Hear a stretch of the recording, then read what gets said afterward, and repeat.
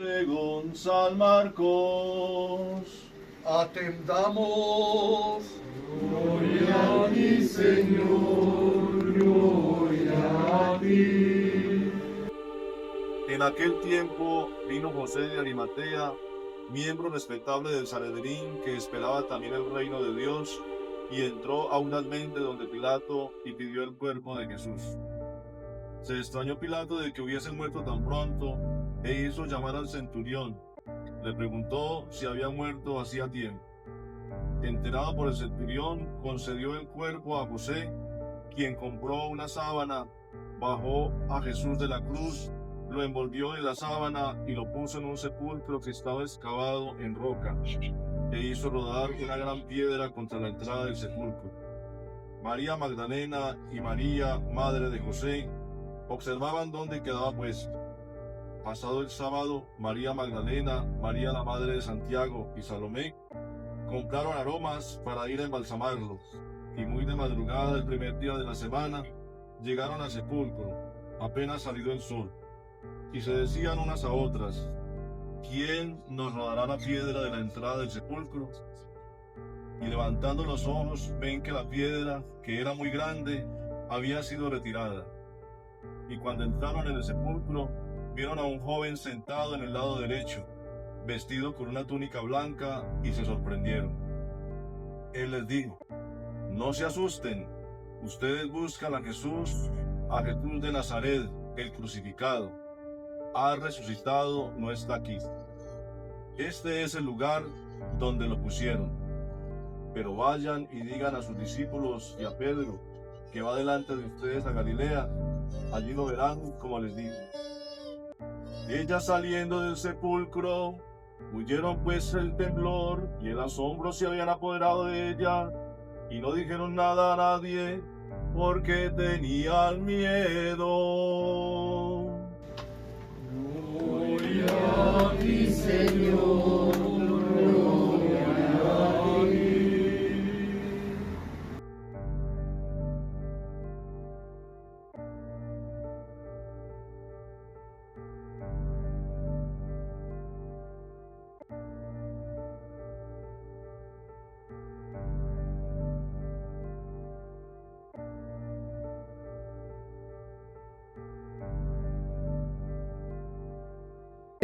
La liturgia hoy a nosotros unos personajes que dentro de la tradición latina, la iglesia hermana, la iglesia católica, nunca han sido, nunca ha habido una reflexión detenida sobre ellos. Son personajes muy especiales. Y es el testimonio de la fe verdadera y del amor verdadero. El primero es José de Arimatea.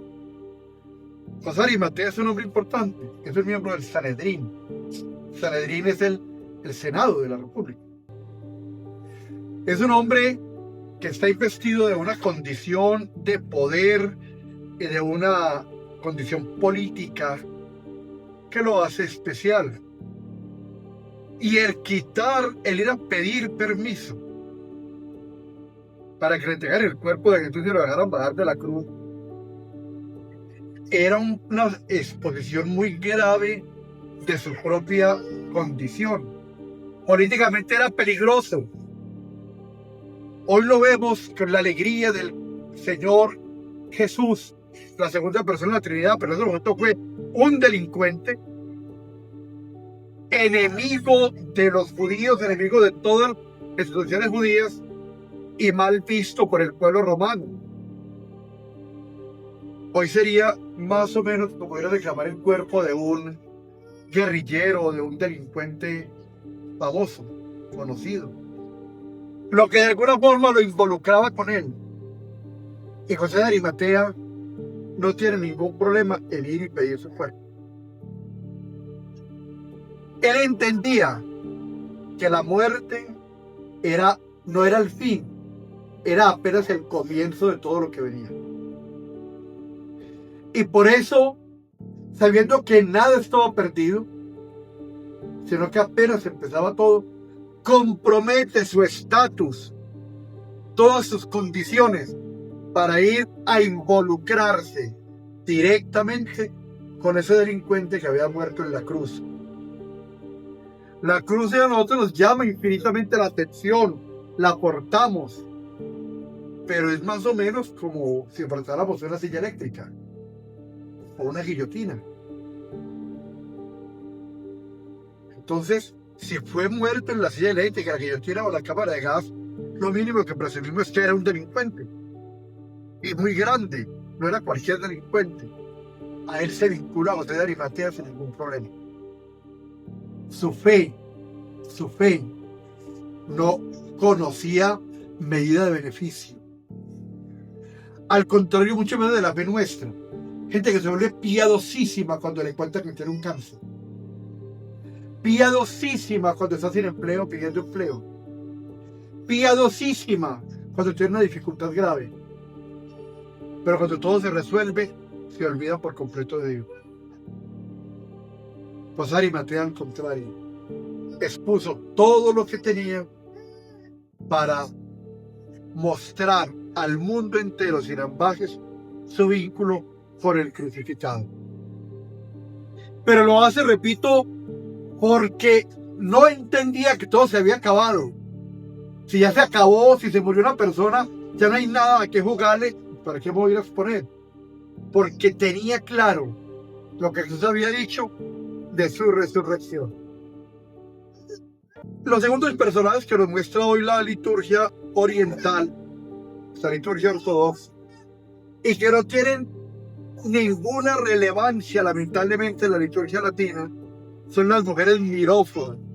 Incluso la palabra no se conoce. En alguna parte, yo siempre lo cuento porque me causó mucha risa, una persona en Cali que había terminado licenciatura en ciencias religiosas y toda la vida había ayudado a un sacerdote, el sacerdote murió y él quedó solo, y fue y estuvo un tiempo con nosotros y me decía: ay, padre, tan horribles esas mujeres mirófonas, ¿no? ¿Por qué? ¿O cómo que por qué? Fueron hacia la cordillera porque nada, todo el mundo criticaron. Porque la palabra ni siquiera nos era familiar. Mirófana viene de mirro, que es un óleo, un aceite con el que se ungen los muertos. Es el óleo con el cual nosotros nos ungimos para el sacramento de la crismación. Entonces, sin ninguna dificultad, estas mujeres, cuando sabían que nadie las veía, que ya nadie les iba a agradecer, no tuvieron problema en levantarse muy temprano, en conseguir ungüentos e ir a ungir a ese muerto al que habían amado. Y es lo contrario a veces del amor, sobre todo del amor como se mira en este momento en nuestra realidad social. El amor es valiosa la expresión cuando todo el mundo se da cuenta. Entonces yo hago actos públicos, pero para que la persona a la que yo le quiero expresar se dé cuenta. El amor silencioso, el amor comprometido, no tiene mucha presencia hoy. Cuando uno escucha, porque las canciones son el reflejo del pensamiento de la época, canciones de la década del 40, boleros y esas cosas, se le hablaba a la madre que ya había muerto, se le hablaba a esa esposa abnegada, aunque el tipo no estuviera al frente de ella, pero hacía de sí mismo toda una alegoría de lo que esa persona significaba. Hoy las redes nos invitan a todo lo contrario, a escribirte, a mandarte imágenes grandes, a hacer absolutamente, pero para que se dé cuenta. Pensemos en estas mujeres, se levantan muy de madrugada, van a exponerse también, a hacerse enemigas de las autoridades judías, consiguen ungüentos y óleos para ungir el cuerpo de alguien que había muerto y ya no podía hacer nada más por ellas. Ese es el verdadero amor. Ese amor que es silencioso hace lo mejor por el amado. El amor de un papá o de una mamá que sacrifica su bienestar para que su hijo tenga cosas y no lo hace público ni lo evidencia. El amor que sabe de compromisos, aunque no sea observado y medido. El amor que se entrega como expresión de mi ser incluso sin reciprocidad, aunque no me devuelvan nada a cambio. Y ese es el amor de esas mujeres mirocuras. Amor que les permite a ellas una posición infinitamente destacada dentro de la teología, dentro de toda la vida evangélica. Apóstol significa enviado, y se envía a alguien para algo. Ya se convierten en los apóstoles de los apóstoles. Ya son enviadas a decirle a los apóstoles que Cristo resucitó. Ya son enviados a contarles que la promesa se ha cumplido, que toda la espera de 2000 años que se había venido dando en la historia de la salvación del pueblo de Israel había llegado a su plenitud, que está en la plenitud de los tiempos. Ese amor que no buscaba recompensa, ni reconocimiento, ni siquiera gratitud, ese amor que aflora espontáneamente de nuestro ser, es el que las hace las primeras testigos de la resurrección de Cristo, y por lo tanto de un cambio infinito en toda la realidad del ser humano.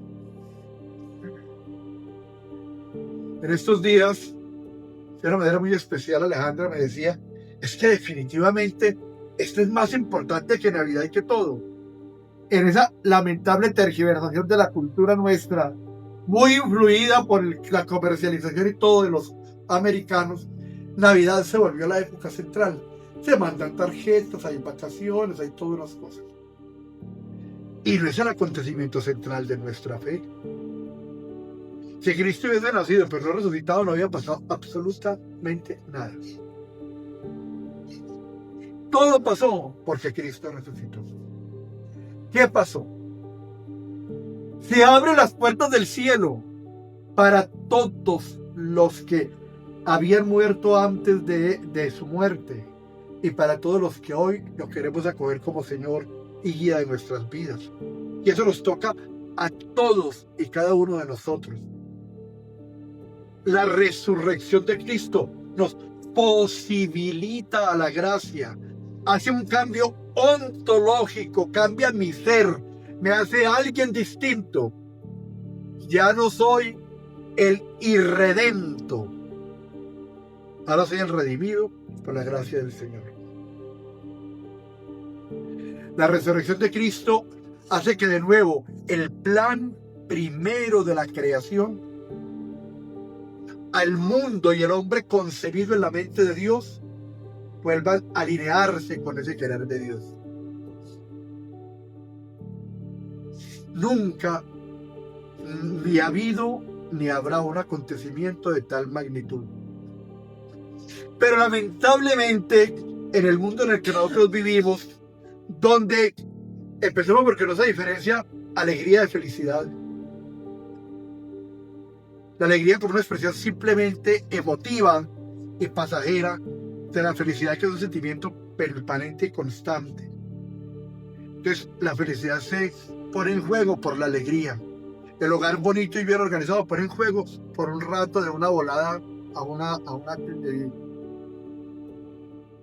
toda la vida se pone en juego porque sentí ira y atenté contra alguien. Entonces yo he visto profesionales recién graduados, pero lo vimos un tiempo en Pereira, un médico recién graduado, se acabó la carrera, su familia propia, la familia paterna, todo se desbarató, porque en un momento de ira, el por dar rienda suelta a su sentimiento, acabó con la vida de otra persona y la vida de él se terminó.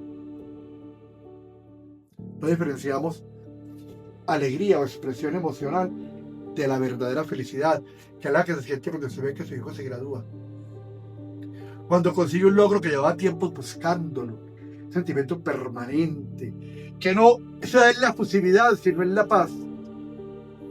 Pero las redes sociales, que son las que hoy en día regentan el pensamiento, tristemente no estamos, hace unos años todavía el pensamiento filosófico orientado a la forma de pensar de la gente. En mi época de estudiante, ¿Quién no se leyó las tesis filosóficas de Mao Zedong? Esa era, y era tema de discusión, y se habla de temas filosóficos. Hoy en día no. De la canción de moda, del cantante de moda, aunque cagué, simplemente no entiendo lo que está diciendo. Y el público sale enardecido detrás de aquella persona que canta una cosa desabrida, ordinaria, de la mayor precariedad. Pero las redes sociales lo impulsan. Y definitivamente ese es lo que está, o eso es lo que está rigiendo la forma de pensar. Eso se convirtió en el inconsciente colectivo del cual habla Jung. Entonces, en ese mundo, todo lo que estamos viviendo en las miróforas no cabe. Ellos hicieron aspaviento, se fueron a la madrugada cuando nadie las veía. Su única preocupación era cómo vamos a mover la piedra que es tan grande. Pero cuando llegan, la piedra está movida. Porque Dios, como siempre, se adelanta a nuestras necesidades. Esa lamentable oración de plañidera que hacemos, Señor, ayúdame, Señor, dame, no es necesaria. Porque el Señor, como Padre bueno, sabe lo que necesitamos y nos lo da en la medida que conviene. Hoy pues podríamos en este Evangelio encontrar todas las directrices, toda la estructura de pensamiento de la comunidad cristiana primitiva, tan fuerte, tan sabia que llegó hasta nuestros días. Y la Iglesia, siglo tras siglo, la sigue mirando como ejemplo y la sigue evocando. Volver a ser como la comunidad cristiana primitiva, donde personas como José y Arimatea y como las mujeres miróforas no necesitaban ser reconocidas. Entendían que la bulla es la forma de completar lo que le falta a la verdad. Si usted dice una verdad contundente y clara, no necesita gritarla. Pero cuando su verdad es una verdad regular, sin mucho peso, no muy estructurada, se quiere completar lo que falta a la esencia con la forma, gritando, haciendo bullas, manifestando. Y se manifiesta muchas veces lo que ni siquiera está en el corazón. Y aparecen esos falsos amores de los cuales hablamos, de los cuales tanto conocemos, de los cuales muchas veces hemos sido víctimas y hemos sufrido por ellos. Qué bueno que hoy revisara mi fe en Cristo. ¿Cómo es? Como en las miróforas que me lleva a estar constantemente en conexión con el Señor, no rezando novenas, no rezando libros. Mi mente y mi corazón en Él, mi confianza en Él, mi esperanza en Él, o simplemente, como lo muestra el momento actual, somos de conveniencia. Cuando tengo un problema, pido, ofrezco, hago mil cosas. Pero en la cotidianidad, y cuando he sido sujeto de sus bendiciones, qué precario soy para dar gracias. En esos dos personajes, el Señor hoy nos habla para mostrarnos el amor que Él quiere que nosotros vivamos.